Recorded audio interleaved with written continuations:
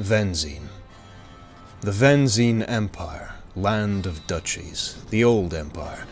No matter what you call it, Venzene is a shadow of its former self these days.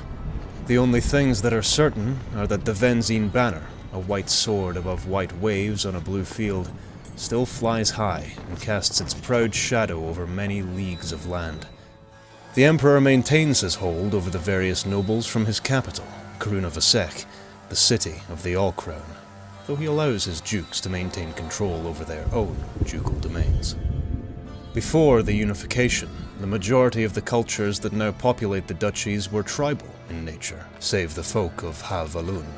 After the unification, the duchies were organized by the natural resource which once dominated their respective regions. In the southwest lay Les Alun. High cliffs overlook the Sea of Heroes to the west and slope downward as the green lands march eastward. Dominated by the pristine Strash forest, this duchy produces the majority of not only the Empire's timber, but meat, fruit, and all manner of curative ingredients.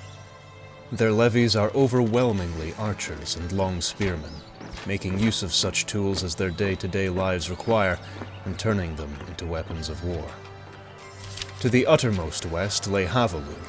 Its lands are nestled against the Sea of Heroes and range east for some leagues over lakes and rivers too numerous to count.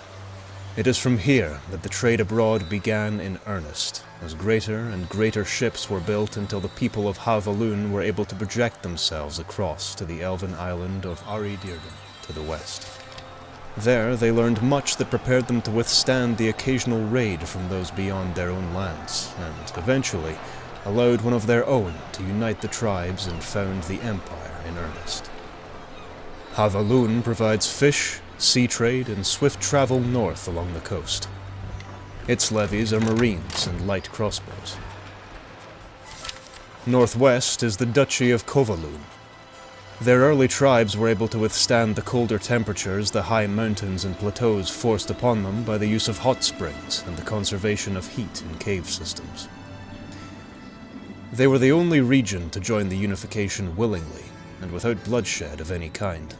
As a result, the fledgling empire gained access to the trove of metals and gems found within the Trapitivi Mountains. It would be accurate to say that without this easy alliance, the unification would not have found success so easily, for they wouldn't have had such easy access to materials to make their superior weapons and armor. Their levies are predominantly sappers and siege engineers. While the Venzin Empire has waxed and waned over its nearly 8 centuries thus far, it has remained a cultural force, both influencing and influenced by much of the known world. Warren of Rosefoot, Zlata Pola.